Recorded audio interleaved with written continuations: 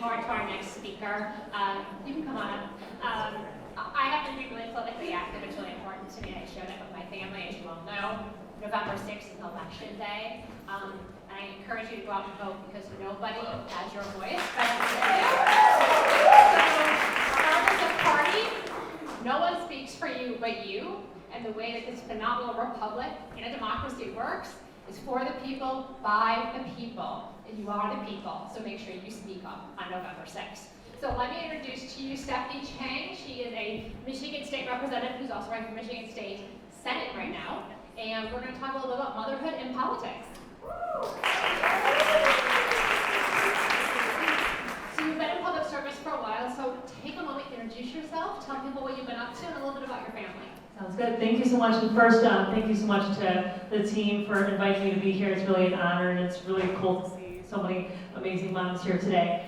So my name is Stephanie Chang. I am a mom of a three-year-old daughter, and I'm also the daughter of immigrants who came to this country looking for better opportunity. And am someone who never thought I was going to run for office. Was not really on my radar, but in 2014 I ran at the encouragement of a lot of friends and supporters and mentors, and became the first Asian American woman in the state legislature.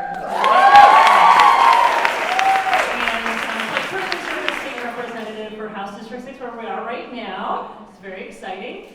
So it's part of Fitzroy and then also River Rouge and Ecorse. And I'll tell you, I actually had my daughter in my first year in office. So it's actually been this simultaneous journey of both being a mom, learning how to be a good mom, and learning how to be a public servant at the same time. Before I ran for office, I worked as a community organizer, always worked for nonprofits, doing advocacy work around pretty challenging social justice issues and building coalitions, mobilizing people. And so it's been really an incredible journey and still learning every day. Awesome. Thank you so much for introducing yourself. So for those of you who don't know, that typically about 1,300 women run for office across all legislative branches, both down to the state level and the federal level. For this election cycle, 35,000 women have chosen to run for office. So it's really important that women run, but why is it so important that mothers are part of the political landscape? So I think it's really important for moms to run for office. A negative story, and then I'll go to the positive.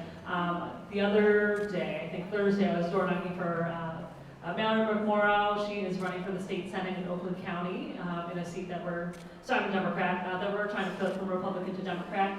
And she was told by a woman at the doors, she's in her early 30s, and a woman actually told her, well, what if you get pregnant and have a baby? It just was the strangest thing that someone actually said that to her, and as a way to say that maybe I shouldn't vote for you because you're a young woman who might have a baby. I mean, to me, I honestly think that being a mom and actually having a baby while in office really has informed, at least for me, and I know for several of my colleagues, it's really informed the decisions that we make. Because, when we're voting on bills, when I'm working on policies, when I'm helping residents with day-to-day issues, it's actually my daughter's future that I'm thinking about. But also I think that moms, we have really important perspectives to bring. Obviously, women, and I think moms in particular, we are more in tune with what families need, what is going on in our communities. I think women, we tend to be more natural consensus builders and coalition builders compared to our male counterparts in many cases, not all across the board, but in many cases. And I think that moms have just a really important perspective to bring. So it's really, really exciting that we see so many women running for office, and especially a lot of moms. Even in recent elections last year and earlier this year, we saw some women running while they were, they had infants or were pregnant. And then also we saw in the United States Senate, Tammy Duckworth, she's a U.S. Senator in Illinois. They had to redo the whole thing for her so that she could breastfeed on the Senate floor because they had never literally had a woman in the United States Senate who had a baby while in office. And so I think we're starting to see a lot of this change, and I think it's a good thing because we know how to balance, we bring important perspectives, and we know how to get things done. Absolutely. Great. Speaking of issues, really regardless of kind of your political views, what are the things that are coming up on the ballot, the things that we want our politicians to be looking at that really affect mothers, women, and families that we should be listening for when we're listening to the person we might be voting for? Sure. Yeah, so obviously there's a ton of issues that I'm sure you all could probably list to at least 10, right? The things that matter to our neighborhoods and to our families. For me, there's a couple of major things that I'm working on, and then I'll mention one thing that I'm sure a lot of people in this room might be really interested in. So, you know, I come from, my background is as a social justice advocate and a community organizer. So a lot of the things that I'm looking at affect a lot of the most vulnerable families in my district. Whether it be literally access to clean water. I think that Michigan, we all know we're surrounded by the Great Lakes.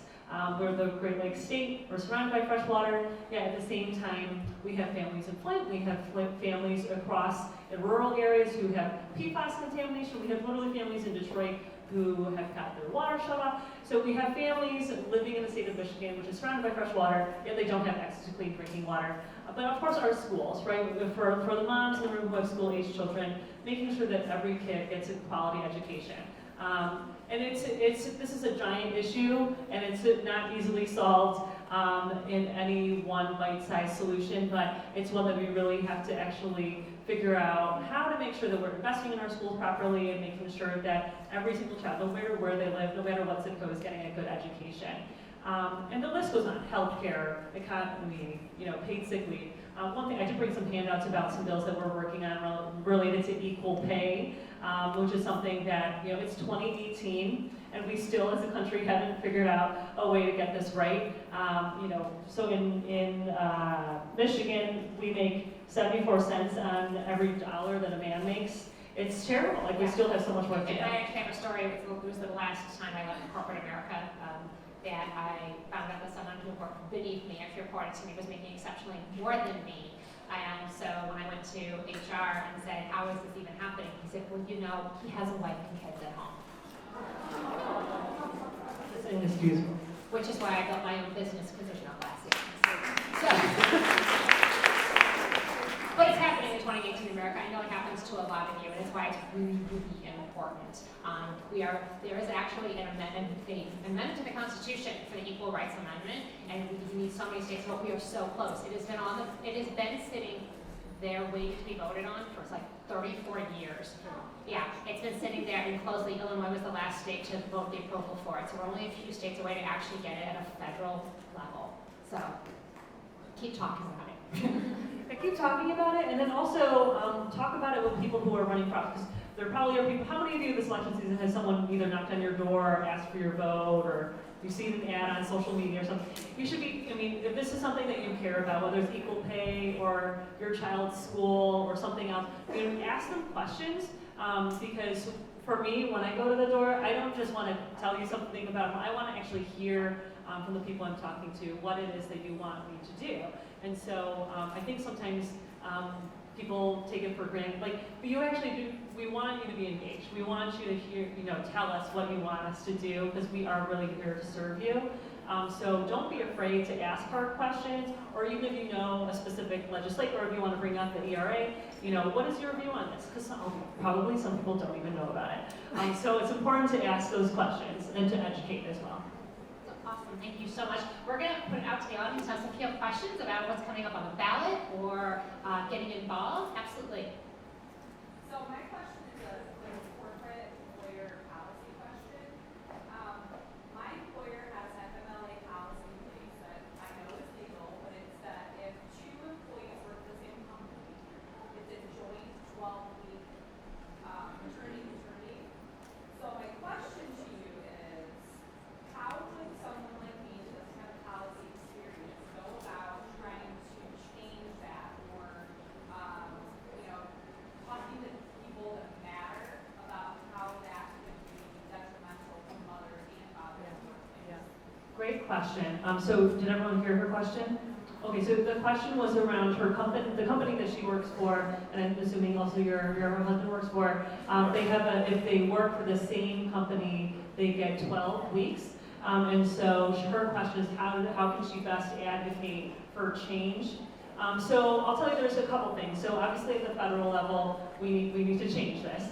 But at the state level, there actually are things that we can do. And so I have a colleague in the State House, her name is Erica Geis, and she's also running for the state Senate in a different district. Erica Geis, G-E-I-S-S. She actually last session introduced legislation to expand on the FMLA at the state level to allow companies to do more, or to require companies to do more. I cannot honestly remember the bill number. If you want, maybe afterwards I'll find you and we can connect and I can get you that information. But it's something to bring up to your legislator and say, whether it be at the federal or state level or both, to say, this is not working. You look across the border in Canada, they have a way more generous maternity leave policy. I think it's a year. I mean, it's incredible. And I just remember, I went, because of the nature of my job, I went back pretty quickly. But I mean, I was still physically recovering. I've heard so many horror stories of people having to go back when they were not at all ready to go back, but they were not given enough leave by their employer. And so if this is something you care about, I would love to chat with you more and get your contact information, because I think it's something that we, as moms, we really need to stand up and say that what we have is just not okay. So. Awesome, thank you. And we have time for one more question. What's a good way for us to educate ourselves on what's going on in our district, of the state, and the federal, so we can be prepared for what we need to vote for on November 6th? Yeah. So the question was, what's a good way to sort of get up to date on what's going on at the state and federal level in order to be prepared to vote? And I would say also just beyond, right? So for voting, so there's a lot of different voter guides that are out there if you want to learn about what the candidates stand for.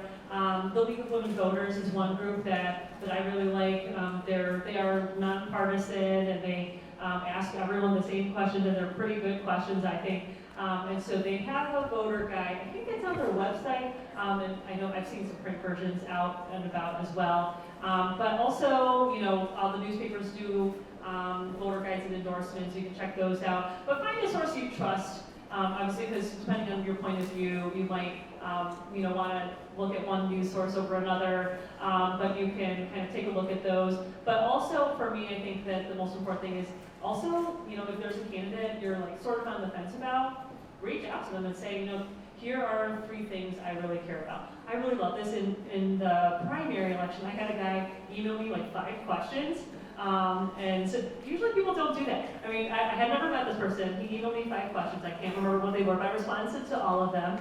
He didn't actually reply, so I'm not sure if I earned his vote or not. But it was good, because he engaged with me about the things that he cares about. And I think we're at this time in 2018 where we really need that type of engagement. We're seeing more and more of it, especially among women.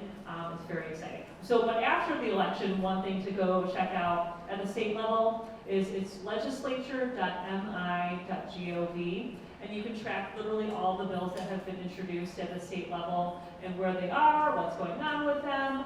There's a couple other websites too that, if I think a little harder, I can try to get those to you. But the legislature website is really good at the state level. There's, of course, a website at the federal level. I just don't have that